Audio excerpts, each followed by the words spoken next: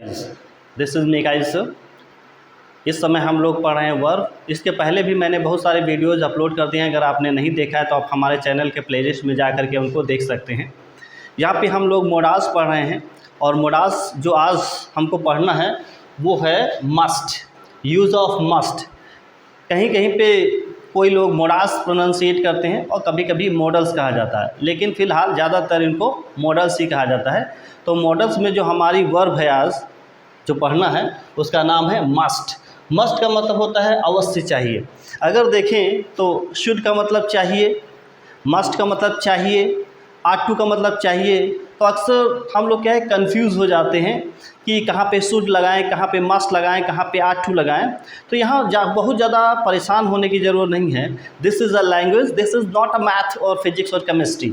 ये math physics chemistry नहीं है कि अगर आप मस्ट की जगह पर शुड और शुड की जगह पर मस्ट लगा दिया तो वहाँ पे आंसर्स गलत आ जाएंगे या उसका सिस्टम या फार्मूला या आंसर उसके गलत आएंगे। This is a language. जैसा कि आपको पता है कि इसका नाम मॉडल वर्ब है, तो ये स्पीकर के मूड को बताती है कि मूड आपका कैसा है, कि उस सेंटेंस के अंदर सोशल ऑब्लिगेशन दिखाया गया है कि नॉर्मल एडवाइस है, कि आपकी सलाह के ऊपर जोर डाला गया है। ये शुड भी सही है, मस्ट भी सही है और आट टू भी सही है। लेकिन ज़रूरी ये है, ये जानना ज़रूरी है, it is very necessary to know कि what do you want to say, कि आप कहना क्या चाहते हैं, किस कॉन्टेक्स्ट में, किस सिचुएशन में कौन सी बात को कहना चाहते हैं, उससे पता चलता है। मतलब जैसे लिखा यू शुड गो, आपको जाना चाहिए। यू मस्ट गो, इसका मतलब हो जाएगा आपको अवश्य जाना चाहिए।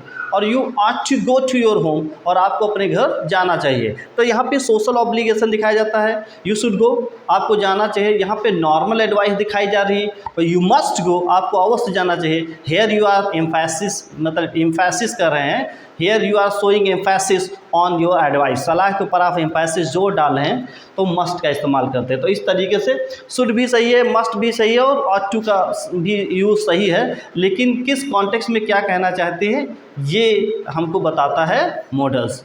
तो यहाँ पे हम देखते हैं कि हमारा यूज़ जो है मस्ट, मस्ट का मतलब होता है अवश्य चाहिए। When we emphasis of our advice और सजेशन, जब हम अपनी सलाह के ऊपर जोर डालते हैं, जोर डालकर हम बताते हैं, एम्फेसिस डालते हैं, तो हम शुड नहीं यूज़ करते, मस्ट नहीं यूज़ कर, सॉरी ऑट टू नहीं यूज़ करते, we have to use must. Must का मतलब होता है अवश्य चाहिए। तो पहला यूज जो है for duty and obligation, must is use for duty and obligation, जहाँ पर कर्तव्य हो और जहाँ पर ऑब्लिगेशन का मतलब सोशल कर्तव्य हो, मतलब क्या बोलते हैं ऑब्लिगेशन, सोशल ऑब्लिगेशन, सामाजिक उत्तरदायित्व हो। जैसे लिखा we must reach school in time, यह हमारी ड्यूटी कि हमें स्कूल समय पर पहुंचना चाहिए। We must reach in school, we must reach school in time, हमें समय पर स्कूल पहुंचना ही चाहिए। This is duty. ये शुड से काम नहीं चलेगा कि you should reach school in time. Should का मतलब होता है अगर आप चाहते हैं, if you want you can follow the advice, अगर आप नहीं चाहते हैं तो देयर इज़ नो नीड, तो कोई ज़रूरत नहीं। लेकिन मस्ट में ऐसा नहीं, यू हैव टू डू, आपको वो काम करना पड़ेगा क्योंकि ये नेसेसरी है, कंपलसरी है।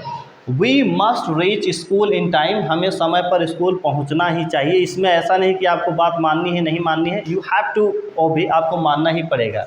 We must work hard for getting success, अगर सफलता हम पाना चाहते हैं तो मस्ट वर्क हार्ड, आपको कठिन परिश्रम करना ही पड़ेगा। शुड से काम करने वाला, शुड से काम चलने वाला नहीं है कि you should work hard for getting success, अगर आप सफलता पाना चाहते हैं तो आपको मेहनत करना चाहिए। Here this is not a normal advice, आपको दबाव डालना है कि यू मस्ट वर्क हार्ड, आपको कठिन परिश्रम करना ही चाहिए सफलता पाने के लिए। We must pay our taxes, हमें टैक्स को जमा कर देना चाहिए। दिस इज़ ड्यूटी, ये हमारे सब कर्तव्य हैं। अब अगर हम मतलब टैक्स नहीं जमा करेंगे तो फिर सरकार के पास पैसा कहाँ से आएगा, पैसा नहीं आएगा तो विकास कैसे होगा।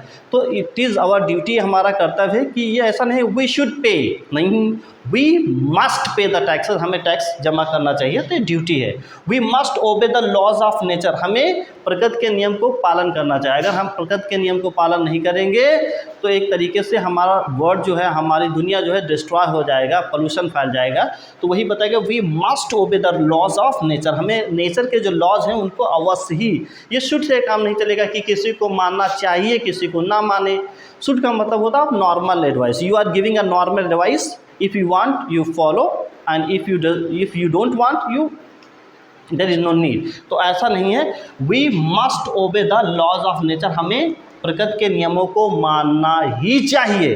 फिर है फिक्स डिटर्मिनेशन के लिए लगाते हैं। फिक्स, अगर आपने मतलब आपका जो डिटर्मिनेशन दृढ़ निश्चय वो फिक्स है तो उसके लिए भी हम मस्ट का इस्तेमाल करते हैं। जैसे लिखा you must do that work, आपको वो कार्य करना ही चाहिए। आपने किसी ने, कोई बंदा है जो आपके बारे में फिक्स कर लिया है कि वो काम सिर्फ आप ही करेंगे, तभी लिखा you must do that work, आपको वो कार्य अवश्य ही करना चाहिए। She must be 20 years old now, अब वो 20 साल की हो गई होगी पक्का, दिखने में मैच्योर लगने लगी है, तो सी मस्ट बी, यहाँ पे शुड भी नहीं है, मतलब मस्ट बी, 20 प्लस है 19 नहीं हो सकती। So she must be 20 years. तो फिक्स डिटर्मिनेशन के लगाते हैं जहाँ पे पक्का हो जाए कोई चीज़। और फिर लगाते हैं फॉर नेसेसिटी, किसी भी चीज़ की नेसेसिटी है, बहुत ज़्यादा आवश्यकता है, नीड है, तो उसके लिए हम लोग मस्ट का इस्तेमाल करते हैं। जैसे लिखा है we must get up early in the morning before sunrise, सूरज निकलने से पहले हमें अवश्य जग जाना चाहिए। जो ज़रूरत होती है, ज़रूरत वाली चीज़ों के लिए जहाँ पे नेसेसिटी दिखाना रहता है वहाँ पे हमें मस्ट का इस्तेमाल करना पड़ता है, ठीक है। मतलब सूरज निकलने से पहले हमको सुबह जल्दी अवश्य उठ जाना चाहिए। फॉर है प्रोबेबिलिटी और लाइकलीहुड, संभावना के लिए भी इसका इस्तेमाल करते हैं। अगर किसी भी चीज़ के बारे में आप संभावना, मतलब आप 90% श्योर हैं, कल्पना कर रहे हैं, तो आप वहाँ पे मस्ट का प्रयोग कर सकते हैं। जैसे she must have eaten, she must have reached there, आपको लगा कि लखनऊ जाने में 2 घंटा लगता है और 2 घंटा 10 मिनट हो गया, तो आप बोल सकते हैं she must have reached Lucknow, कि जो है वो लखनऊ पहुँच चुकी होगी। जैसे कोई बंदा है, राम मान लो जा रहा है, लखनऊ जा रहा है और लखनऊ पहुँचने में 2 घंटा लगता है। अब आपने देखा घड़ी में कि 2 घंटा 10 मिनट हो गया, तो आपने बोला कि Ram must have reached Lucknow. अगर कोई कारण नहीं, अगर टायर पंचर नहीं हुआ होगा, ट्रैफिक नहीं होगा, तो मतलब Ram must have reached Lucknow, तो वो लखनऊ पहुंच चुका होगा।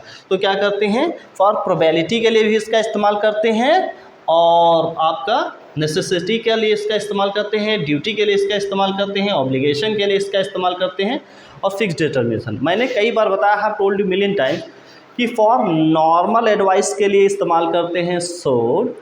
अगर आप एडवाइस सलाह के ऊपर जोर डालना चाहते हैं, वो सारी एक्टिविटीज़ विच आर कंपल्सरी, जो ज़रूरी है, उसके लिए हम यूज़ करते हैं मस्ट। मस्ट का मतलब अवश्य चाहिए, शुड का मतलब चाहिए, और आट टू का मतलब चाहिए। Ought to is use for social obligation, सामाजिक उत्तर कर्तव्य के लिए इसका इस्तेमाल किया जाता है। अब इससे रिलेटेड बहुत सारी वर्ब हैं, जैसे मस्ट है, मस्ट बी है, तो ये कहाँ कहाँ पे यूज़ करते हैं, किन किन सिचुएशंस में यूज़ करते हैं, आइए देख लेते हैं कि मस्ट बी को किस तरीके से इस्तेमाल करते हैं, ठीक है। आइए देखते हैं कि मस्ट बी का इस्तेमाल किस तरीके से करते हैं। तो पहला यहाँ पे है मस्ट बी रहेगा और प्लस इसके बाद क्या रहेगा, प्लस इसके बाद हमारा रहेगा नाउन हो सकता है या एडजेक्टिव हो सकता है या पार्टिसिपल हो सकता है। अवश्य होना चाहिए, मस्ट बी। किसी भी चीज़ के बारे में अगर आप संभावना व्यक्त कर रहे हैं, if you are expressing guess about anything, अगर आप किसी भी चीज़ के बारे में प्रोबेबिलिटी या पॉसिबिलिटी व्यक्त कर रहे हैं, तो उसकी जगह पर हम क्या लगाते हैं, मस्ट बी। जैसे लिखा she must be at home at this time, उसे इस समय घर पर ही होना चाहिए, क्योंकि वो ऑफिस 10 बजे जाती है। आपने पूछा 9 बजे या 7 बजे कि वो वहाँ पे है, तो आपने बोला कि उसे अवश्य घर पर ही होना चाहिए। She must be at home at this time, वो इस समय घर पर ही, उसे अभी इस समय घर पर ही होना चाहिए। She must be 30 years old now, वो लगती है लेकिन उसने MA कर लिया है, ग्रेजुएशन कर लिया है और 4-5 साल से तैयारी भी कर रही है, तो आपने बोला कि छोटी नहीं, सी मस्ट बी 20 और 30 ईयर्स ओल्ड, क्यों अवश्य ही 30 साल प्लस होगी या 30 साल की होगी। सी मस्ट बी 20, आप जिसके बारे में गेस कर रहे हैं मीन्स अनुमान कर रहे हैं। He must be rich because he has a BMW car, उसके पास एक BMW कार है तो ही मस्ट बी रिच, तो उसे मालदार होना ही चाहिए, क्योंकि आम आदमी तो खरीद नहीं सकता है। तो अगर उसके पास BMW कार है तो ही मस्ट बी रिच, तो वो अवश्य मालदार होगा। अगर आप किसी भी चीज़ के बारे में गेस कर रहे हैं, लगभग 90% गेस वो सही है, तो मस्ट बी का इस्तेमाल करते हैं। फिर दूसरा है मस्ट बी प्लस वर्ब की third form means the sentence is passive voice, अवश्य किया जाना चाहिए। This apple must be eaten, इस सेब को अवश्य खाया जाना चाहिए, मतलब दिस इज इम्पॉर्टेंट है। या आप बोल सकते हैं दैट एप्पल इज इम्पॉर्टेंट, तो वही लिखा है this apple must be eaten, इस एप्पल को अवश्य ही खा जाना चाहिए। मस्ट बी लगा है प्लस वर्ब की थर्ड फॉर्म लगी। Your letter must be check, आपके पत्र को अवश्य चेक किया जाना चाहिए। This book must be read, इस किताब को अवश्य ही पढ़ा जाना चाहिए। इस तरीके से तो पैसिव वॉइस आएगा, मस्ट बी लगाएंगे और प्लस वर्ब की थर्ड फॉर्म लगाएंगे। अगर आप किसी भी एडवाइस के बारे में, सजेशन के बारे में एम्फेसिस जोर डाल रहे हैं, then you have to use must be और प्लस वर्ब की थर्ड फॉर्म, इस तरीके से। नेक्स्ट हमारा मस्ट बी प्लस वर्ब की आईएनजी फॉर्म, ये कंटिन्यूस में है। ये ध्यान में रखना है कि अगर फ्यूचर की कंटिन्यूस की एक्टिविटी को दिखाना है तो आपको विल बी शैल बी का इस्तेमाल करना है। अगर कोई चीज़ प्रेजेंट में या पास्ट में कोई चीज़ जारी हो और लास्ट में गा ही गया है तो उसको मॉडल्स के अंतर्गत बनाते हैं। जैसे लिखा है Ram must be teaching you, Ram अवश्य ही तुमको पढ़ा रहा होगा, मतलब वो बाहर पढ़ करके आ गया, आप छोटे भाई हैं तो आप मतलब लोग गेस कर रहे हैं या कोई गेस कर रहा है कि राम जो आ चुका है घर पर रहता है तो वो तुमको अवश्य ही पढ़ा रहा होगा। Ram must be teaching you, Ram जो है तुमको अवश्य ही पढ़ा रहा होगा क्योंकि घर पर रहता है और पढ़ के आया है तो शायद पढ़ा रहा होगा। He must be worshipping that time, अच्छा उस समय तुम फ़ोन कर रहे थे, फ़ोन नहीं उठाया तो आप गेस कर रहे हैं कि वो उस समय पूजा कर रहा होगा। He must be worshipping that time, आप उस चीज़ के बारे में, उस सिचुएशन के बारे में, टाइम के बारे में कल्पना कर रहे हैं तो मस्ट बी प्लस वर्ब की आईएनजी फॉर्म का इस्तेमाल करते हैं। आइए देख लेते हैं कि मस्ट का अगला यूज़ क्या है और कैसे है। आइए देखते हैं कि अगला यूज़ क्या है। अगला है कि हमारा मस्ट हैव।